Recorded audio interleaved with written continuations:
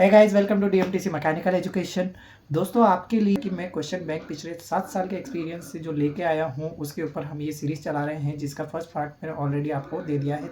आज की इस वीडियो में हम आगे के जो सब्जेक्ट्स हैं, फिफ्थ सब्जेक्ट से इसमें चलिए शुरू करते हैं। आज हम यहाँ पे इंजीनियरिंग मैकेनिक्स से स्टार्ट करें उससे पहले मैं आपको एक चीज़ बोलना चाहूँगा। टेलीग्राम को ज्वाइन कर लीजिए, वहाँ पर आपको नोट्स भी मिलेंगे, क्विज़ भी लगवाए जाते हैं। ऑल ओवर्स जो कुछ भी आपको इस एग्ज़ाम के ओरिएंटेशन से चाहिए बिल्कुल वो सब कुछ मिलेगा। और इंटरव्यू की तैयारी के लिए अफोर्डेबल प्राइस में आपको बिल्कुल पूरी तैयारी करवाई जाएगी पूरे अच्छी तरीके से।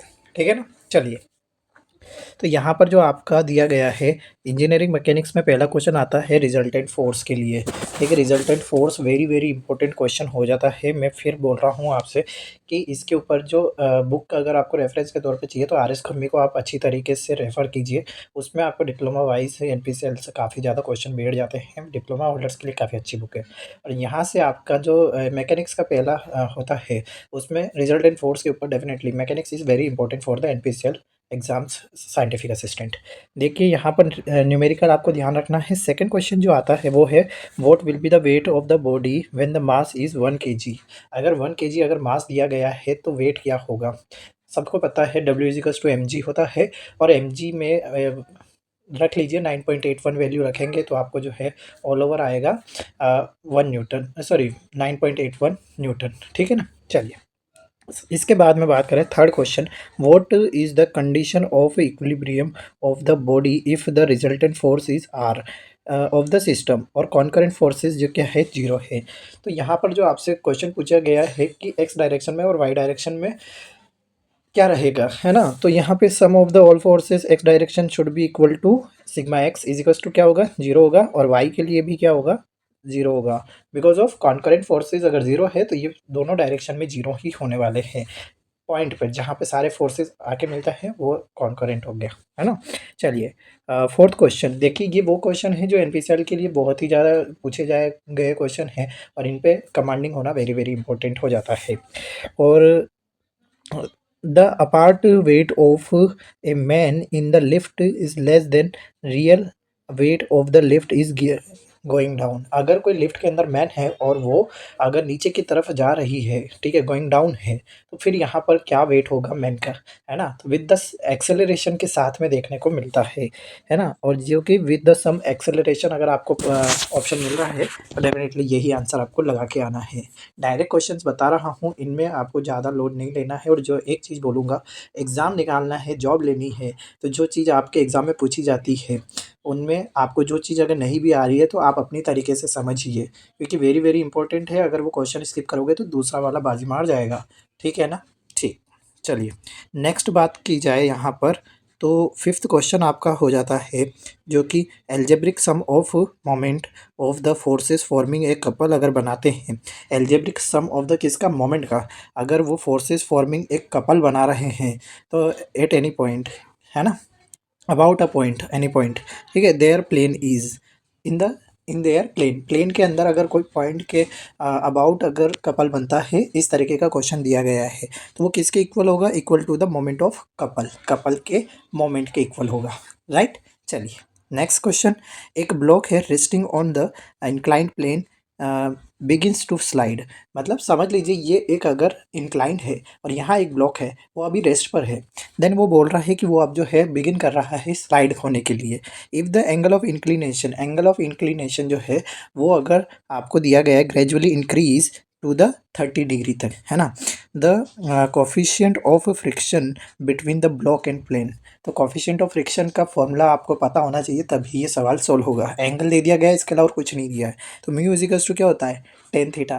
टेन से भी आप समझ सकते हो जो कि जो लंब होता है ना, और आधार होता है, तो यहीं पर आपका जो है एंगल बनेगा 30 डिग्री। तो 1030 इज इक्वल्स टू कितना हो जाएगा? 0.577। देखिए, मैंने कुछ क्वेश्चन के ऊपर पूरा सॉल्यूशन इसलिए बता रहा हूँ क्योंकि ये ऐसे क्वेश्चन है जो ज़रूरी नहीं है कि सब सोच के जाए कि ये पूछेगा कि नहीं पूछेगा, और यही थिंकिंग आपका सिलेक्शन रोक लेगी। जब तक आपको कॉन्सेप्ट क्लियर नहीं हो गए एग्ज़ाम में क्या पूछना है, और आप वो चीज़ पढ़ के नहीं जाओगे और एग्ज़ाम में सॉल्व करके भी नहीं आए, तो फिर सिलेक्शन रह जाएगा भाई, है ना? तो ध्यान रखिएगा। नेक्स्ट बात करें तो यहाँ पर मास moment of inertia has the unit. तो यहाँ पे बता दूँ केजी मीटर स्क्वायर तो होता है मास मोमेंट ऑफ इनर्शिया, यूनिट। और अगर एरिया मोमेंट ऑफ इनर्शिया की बात करें तो मीटर की पावर 4 या फिर पावर 4, है ना, मिलीमीटर पावर 4। ये दोनों में से एक ना एक क्वेश्चन में मेजरली आपको दूसरे नंबर का जो मैंने बताया है की पावर 4 वो ज़्यादा देखने को मिल जाता है। बहुत मेहनत से आपके लिए ये सारे क्वेश्चन लेके आया हूँ। एक लाइक कीजिए, एक कमेंट कर दीजिए और शेयर कीजिए अपने दोस्तों के साथ में। टेलीग्राम ग्रुप ज्वाइन कर लो, क्विज़ भी लगवाऊँगा, पूरी तैयारी करवा रहा हूँ आपके लिए, है ना। चलिए, और इसी के साथ ही आपका नेक्स्ट क्वेश्चन होता है जो कि मोमेंट ऑफ क्योंकि नेक्स्ट होता है आपका moment of inertia for the shape circular, triangle और रेक्टेंगल। इन तीनों में से आपको एक ना एक क्वेश्चन देखने को मिल सकता है for sure. Okay, next question, a perfect frame है जिसके क्या है, एन जॉइंट्स है, number of members should not be less than. तो नंबर ऑफ मेंबर्स जो है शुड बी नहीं होने चाहिए, ठीक है, इससे लेस देन 2n-3, ठीक है ना, याद रखिएगा। कहने का मतलब ये है कि एक लिंक से तो नहीं, एक जॉइंट से तो नहीं बन सकता, दो रख लीजिए, 2 दूना 4 और -3 यानी कि 1, है ना।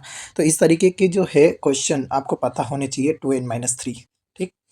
और नेक्स्ट क्वेश्चन देखिए, स्टार कर का है तो मतलब इंपॉर्टेंट है।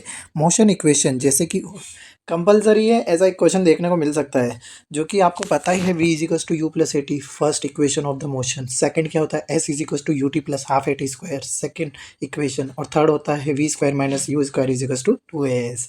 इन तीनों में से फर्स्ट वाले के ऊपर डेफिनेटली आपको क्वेश्चन देखने को मिलता ही है, आपने देखा भी होगा, ठीक है ना।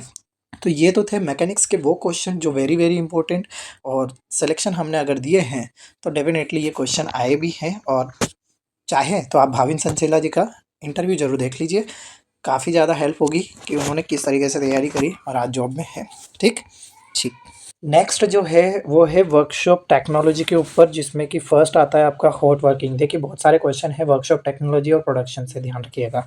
तो हॉट वर्किंग जो कि hot spinning, hot drawing, cupping, hot piercing, जो जो बता रहा हूँ इनको अच्छी तरीके से पढ़ के जाइएगा।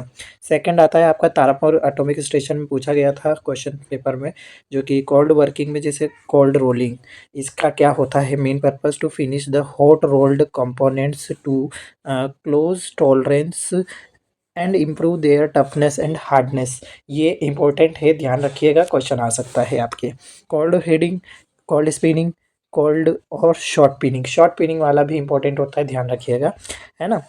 इसी के साथ ही नेक्स्ट है अलाउंसेस, जिसमें shrinkage allowances, draft allowances. These are two जो है allowances are very very important for your exam, ध्यान रखना। ओके, और इसी के साथ ही आपका जो है मशीनिंग, है ना, अलाउंसेस, ये तीनों के तीनों draft allowances very very important mostly. Okay, next बात करें तो ये आपका फाउंड्री टूल्स, याद रखना बहुत ही इंपॉर्टेंट है, रावत भाटा के क्वेश्चन पेपर में भी आया था लेकिन थोड़ा कन्फ्यूजन हुआ है। तो जिसमें shovel, riddle, reamer, slick, lifter, swab, bellow, है ना, और ट्रोवेल, गैगर्स, ये पता होना चाहिए कि ये क्या काम आते हैं, कौन से टूल्स होते हैं। इसी के साथ ही आपका मोल्डिंग मशीन्स जैसे jolt machine, squeezing machine, jolt squeezing machine, sand slinger machine, diaphragm moulding machine और स्ट्रिपिंग प्लेट मशीन।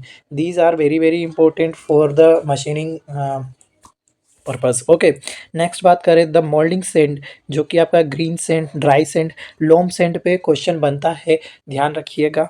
और इसके अलावा फेसिंग सेंड और पार्टिंग सेंड, तीन के ऊपर तो क्वेश्चन आता ही आता है, ठीक है। इसमें next question very very important, ध्यान रखिएगा। ओके, जो कि कॉप, चिक और ड्रैग, है ना, जिसमें और इसी के साथ ही राइजर और स्प्रू, ये इनमें से वेरी वेरी इंपॉर्टेंट होता है। एक तो ड्रैग के ऊपर, एक चिक के ऊपर और एक आपका स्प्रू के ऊपर क्वेश्चन पूछा जाता है ना। तो कंपलसरी है, छोड़ने का नहीं, सारी चीज़ें मैं आपको आगे से बता रहा हूँ तो वेरी वेरी इंपॉर्टेंट हो जा रहा है।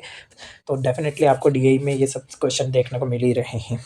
ओके, और इसके अलावा जो आपका यहाँ पर एग्जाम्पल की बात की जाए, जस्ट लाइक आपका परमानेंट मोल्डिंग कास्टिंग, तो उससे क्या बनाते हैं, गियर्स बनाते हैं। स्लश कास्टिंग से टॉयज़ एंड ऑर्नामेंट्स, ये वेरी वेरी इंपॉर्टेंट है, ध्यान रखना, वैसे सारे इंपॉर्टेंट है। सेंट्रीफ्यूगल कास्टिंग से सिमेट्रिकल शेप्स आर्टिकल्स बनाते हैं, वेरी वेरी इंपॉर्टेंट। और इन्वेस्टमेंट कास्टिंग से जो है लॉस्ट वेस्ट प्रोसेस हो गया, गैस टरबाइन ब्लेड और प्रिसीशन वर्क के लिए काम में लेते हैं। वेरी क्लोज टॉलरेंस जैसे कि 0.05 mm प्लस माइनस में, ये और एक 0.2, ये दोनों में से कोई एक क्वेश्चन हो सकता है। 0.05 mm वाला तो है वेरी वेरी इंपॉर्टेंट। ओके, सब कुछ आपको इतना अच्छी तरीके से बता रहा हूँ, लाइक शेयर ज़रूर करना, कमेंट करके बताओ कैसा लग रहा है। नेक्स्ट आप देख सकते हैं शेल मोल्डिंग, जो कि टॉलरेंस कितना दे रखा है, plus minus 02 sorry plus minus 0.2 mm, है ना, वेरी इंपॉर्टेंट। नेक्स्ट बात कर ले वेल्डिंग के ऊपर। वेल्डिंग से क्वेश्चन अगर आपको अगर नहीं पता कितना क्या पूछा जाता है, तो मैंने वेल्डिंग का पूरा एक जितनी अच्छी तरीके से डिस्क्राइब करके पॉइंट टू पॉइंट एक सीक्वेंस में जितना अच्छा है, प्लेलिस्ट आपको चैनल पे मिलेगा। पूरी वीडियो देख के पूरी प्लेलिस्ट खत्म कर दीजिए, वेरी वेरी इंपॉर्टेंट सारे क्वेश्चन आपको वहाँ पे मैंने कवर अप करवाए हैं। वैसे यहाँ पर भी इंपॉर्टेंट बता देता हूँ, जैसे सॉलिड स्टेट वेल्डिंग का एग्जाम्पल कौन सा होता है, क्योंकि इसमें भी बहुत सारे होते हैं सॉलिड स्टेट वेल्डिंग में। तो ये होता है आपका फ्रिक्शन वेल्डिंग का ऑप्शन आपको मिल जाएगा। ओके, नेक्स्ट बात करें टाइप ऑफ वेल्डिंग, आपको पता होने ही चाहिए। इसके अलावा जो है कॉन्टीन्यूस स्पॉट वेल्डिंग, जो कि सीम वेल्डिंग कहलाता है। ध्यान रखना, कॉन्टीन्यूस बोले तो सीम वेल्डिंग, और मल्टीपल स्पॉट वेल्डिंग बोले तो projection welding. These are very very important for your exam, so be careful. और इसी के साथ ही नॉन कंज्यूमेबल वेल्डिंग की बोले तो टीआईजी वेल्डिंग, जिसे जीटीएडब्ल्यू भी होता है, लेकिन टीआईजी वेल्डिंग ही ऑप्शन मिलेगा। कंज्यूमेबल इलेक्ट्रोड वेल्डिंग अगर बोले तो एमआईजी वेल्डिंग, ध्यान रखिएगा, very very important. Welding positions का वीडियो पूरा देख लो, 6G 4G 5G सब क्लियर, ओके। और इसके अलावा oxygen cylinder, black black colour का होता है ऑक्सीजन सिलेंडर। मरून कलर बोले या रेड कलर बोले तो ध्यान रख लेना, वो होगा आपका एसिटिलीन सिलेंडर, ओके। चलिए, और इसके अलावा अगर बात की जाए तो ये होता है सोल्डरिंग ब्रेजिंग के बारे में, है ना। सोल्डरिंग कौन से मटेरियल का बना होता है, सोल्डर, तो ये होगा मटेरियल साइंस में आगे आएगा, इससे रिलेवेंट क्वेश्चन यहाँ पर देखने को मिलता है। और जो कि type of the welding joint, जैसे butt joint, lap joint, T joint, corner joint, है ना। और इसके अलावा कॉर्नर सब कुछ वेरी वेरी इंपॉर्टेंट, ध्यान रख लेना, ओके। और अगर वेल्डिंग रोड स्पेसिफिकेशन की बात करें, वेरी वेरी इंपॉर्टेंट है। E7018 क्या होता है, 6018 क्या होता है, E704 क्या होता है, उसमें 1 क्या है, 0 क्या है, ये सब चीज़ें आपको पता होनी चाहिए। ई का मतलब क्या होता है, इलेक्ट्रोड होता है। तो ये भी सब कुछ आपको स्पेसिफिकेशन वाली वेल्डिंग रोड की वीडियो देख लीजिएगा, सब कुछ क्लियर हो जाएगा, ओके। चलिए, वेल्डिंग टेम्परेचर्स आपको पता होना चाहिए, वेरी वेरी इंपॉर्टेंट। अगर बात करें तो आर्क वेल्डिंग का पूछेगा, 7000 या फिर 6000 आपको देखने को मिलेगा फॉर श्योर, ओके। और शील्डिंग गैसेस कौन कौन सी यूज़ करते हैं, तो आर्गन इस्तेमाल करते हैं मोस्टली, यही आपको देखने को मिल जाएगा, है ना। और एक और होती है हीलियम। अब हीलियम तो क्या ही यूज़ करेंगे, आर्गन इस्तेमाल करेंगे, है ना, ठीक है। नेक्स्ट बात करें तो pressure inside the oxygen gas cylinder जो है और एसिटिलीन, इन दोनों के बीच में क्या रहता है, याद रखना, 70 to 80 किलो न्यूटन पर metre square, very very important. Next है एसिटिलीन में कितना होता है प्रेशर, तो ये होगा inside 7 to 103 newton, kilo newton पर मीटर स्क्वायर, वेरी इंपॉर्टेंट। दोनों में से एक क्वेश्चन देखने को मिल जाता है, इनमें से कोई ना कोई क्वेश्चन तो मिलेगा मिलेगा, इतना मैं फॉर श्योर बोलूँगा, ओके। नेक्स्ट बात करें नेचुरल फ्लेम, कार्बोराइजिंग फ्लेम और ऑक्सीडाइजिंग फ्लेम में आपका जो रेशियो होता है, ध्यान रखिएगा। रेशियो की बात करें तो 1:1 किसके लिए, फॉर द नेचुरल फ्लेम के लिए, कार्बोराइजिंग फ्लेम के लिए 1:3, और ऑक्सीडाइजिंग फ्लेम के लिए 3:1, याद रख लेना, ओके। ऑक्सीडाइजिंग बोल रहे हैं ना ऑक्सीजन, तो ऑक्सीजन क्या होगी, 3 होगी, 3 पहले आ गया, 1 बाद में आ गया, तो कार्बोराइजिंग का ऐसे याद रह जाएगा, है ना। टेम्परेचर और फॉर यूज़, है ना, याद रखिएगा। कार्बोराइजिंग फ्लेम किसके लिए इस्तेमाल करते हैं, स्टेलाइट के लिए। और OBB, ऑक्सीजन, ब्रास, ब्रोंज, ध्यान रखना, ठीक है मेरा। और बाकी आपका नेचुरल फ्लेम जो है वो सभी के लिए मैक्सिममली यूज़ होती है, ओके। और इसी के साथ ही गैस टरबाइन टेक्निक्स जो होती है, लेफ्ट वर्ड और राइट वर्ड एंगल, ये पता होना चाहिए। लेफ्ट वर्ड वेल्डिंग किसको बोलते हैं, राइट वर्ड किसको बोलते हैं, है ना। चलिए, नेक्स्ट बात करें तो आपका शीट मेटल वर्क, जो कि marking, स्लीटिंग, notching, punching, piercing, piercing से रिलेवेंटली पंच जो क्वेश्चन आता है वो मैं एक ट्रिक बता देता हूँ, पाई डाई। पियर्सिंग किस पे दिया जाता है, पाई मतलब पंच, पंच किस पे देते हैं, डाई के ऊपर देते हैं, तो ये चीज़ ध्यान रखिएगा। नेक्स्ट है परफोरेटिंग और ब्लैंकिंग। ब्लैंकिंग मतलब बीपी हाई हो गया भाई साहब, क्या हो गया, ब्लैंकिंग पी पंच, है ना, तो ध्यान रख लीजिएगा। फॉर्मिंग, लेंसिंग, ड्राइंग से भी रिलेवेंटली क्वेश्चन पूछ लिया जाता है। एम्बोसिंग और प्लेनिशिंग, ये मेजरली नहीं है। Simple die, compound die, combination die और प्रोग्रेसिव डाई, ये पढ़ के जाइएगा आप। बात करें आपका कटिंग टूल्स और कोल्ड चीज़ल, हैक्सो, फाइल्स और measuring tools, very very important, कोई भी क्वेश्चन मत छोड़ना। अगर गेजेस के बारे में जानना है तो मैंने वीडियो अपलोड कर रखा है, चैनल विजिट कर लो बस दोस्तों, बहुत कुछ आपके लिए वहाँ पर मिलेगा आपको, है ना। नोट्स मैंने आपको ग्रुप में दे रखे हैं, जाइए। और इसी के साथ ही आपका measuring instruments just like micrometers, callipers, combination set और आपका universal bevel protractor, sine bar, ring gauge, plug gauge, progressive gauge, go और नॉट गो वाला क्वेश्चन पूछा ही जाता है। और snap gauge, slip gauge, filler gauge, ये भी वेरी वेरी, फिलर गेज के ऊपर क्वेश्चन पूछते ही पूछते हैं कि दो गैप, माइनर से गैप के बीच में अगर आपको गैप कितना है, कितने एमएम का है पता करना है, फिलर गेज ध्यान रखिएगा, है ना। चलिए नेक्स्ट बात करें, प्रोडक्शन के ऊपर बात कर रहा हूँ। डिसकंटिन्यूस चिप्स, कंटिन्यूस चिप्स और continuous chips with buildup edges, ध्यान रखिएगा। नेगेटिव रेक एंगल किसके लिए दिया जाता है, पॉजिटिव रेक एंगल किसके लिए दिया जाता है, और जीरो रेक एंगल किसके लिए दिया जाता है, ये वेरी वेरी इंपॉर्टेंट क्वेश्चन है यहाँ पर। सिंगल पॉइंट कटिंग टूल का जो नोमेनक्लेचर है वो अच्छे से ध्यान रखिएगा। एंगल, नॉज रेडियस, है ना, क्लियरेंस एंगल, रेक एंगल, सब कुछ इसका तो पूरा नोमेनक्लेचर अच्छी तरीके से पढ़ के जाना। क्वेश्चन डेफिनेटली सिग्नेचर वाला पूछ ही लेते हैं। कटिंग स्पीड के ऊपर अगर बात की जाए तो इसका जो एक पूरा एक सीक्वेंस याद रखिएगा, जैसे कार्बन स्टील, HSS, है ना, और इसके अलावा जो है HCS, STC, solid tungsten carbide, ceramic, diamond, तो यहाँ पर इनकी स्पीड ध्यान रखिएगा, पढ़ के जाइएगा, है ना। और इसके अलावा determination of the shear angle, देखिए ये एक क्वेश्चन है जो वेरी वेरी इंपॉर्टेंट है ना। मैं स्टार मार देता हूँ।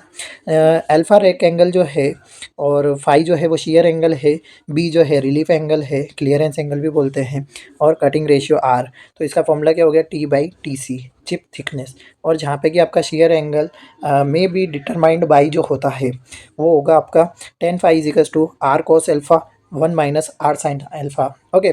और यहीं से when the shear angle is larger and tool chips जो है contact are lower then the tool lift will be the, क्या होगा, मोर होगा। ये वेरी वेरी इंपॉर्टेंट है, बहुत ही ज़्यादा स्टार बार बना रखा है, काफ़ी बार पढ़ के जाता था।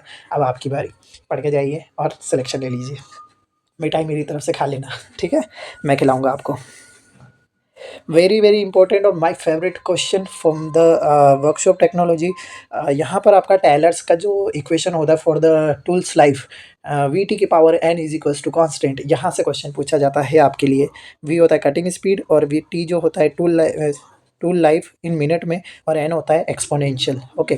और एक्सपोनेंशियल का मतलब ये हो गया HSS के लिए 0.1 to 0.2 होता है, और जो कि अगर 0.2 से 0.25 होगा तो कार्बाइड टूल के लिए है, और सिरामिक टूल के लिए 0.4 से 0.55।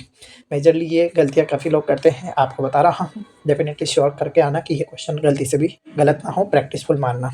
और जो कि यहाँ पर अगर बात करें स्ट्रेंथ ऑफ द जो कि SPC यानी कि टूल की बात हो रही है, यहाँ पर रेक एंगल ध्यान नहीं रहा, लेकिन रेक एंगल के ऊपर ये क्वेश्चन पूछा जाता है, वेरी इंपॉर्टेंट है। देखिएगा ये क्वेश्चन किस तरीके का है, कमेंट करके बताना, ओके। चलिए NPCL में पूछ लिया गया है इसलिए बोल रहा हूँ फॉर श्योर। 16 टाइम्स एक आंसर आएगा इसमें, है ना, वो वेरी वेरी इंपॉर्टेंट हो जाता है। न्यूमेरिकल टूल लाइफ के ऊपर न्यूमेरिकल उसमें दे रखा है, RS खुरमी में एक बार जाके चेक कीजिए, नहीं तो मेरे नोट्स ग्रुप में मिल जाएगा, ओके। इसी के साथ ही टूल सिग्नेचर के बारे में आपको पता होना चाहिए। न्यूमेरिकल जो है for while the orthogonal cutting metre per minute, material with tool 12 degree rake angle दे रखा है, theoretical minimum possible shear plane angle कितना दे रखा है, तो यहाँ से आपको 2 प्लस बीटा माइनस अल्फा, है ना, तो ये हो जाएगा आपका, है ना, इजिकल्स टू 90 डिग्री, बस वैल्यू रखना है, और फाई की वैल्यू 51 डिग्री आएगा, वेरी इंपॉर्टेंट क्वेश्चन, ठीक।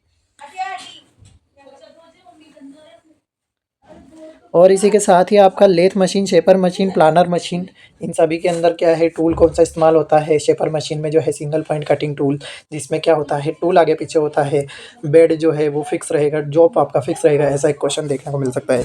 ड्रिलिंग और बोरिंग, ये पता होना चाहिए, है ना। और इसी के साथ ही 6 centimetre diameter and 20 centimetre long work piece दे रखा है, रोटेट करता है 200 RPM axial feed, okay. Feed is 0.1 mm per revolution दे रखा है। The taken time to the machining is क्या होगा, T is equal to L upon FN, very very important question, बस 10 मिनट आंसर आ जाएगा।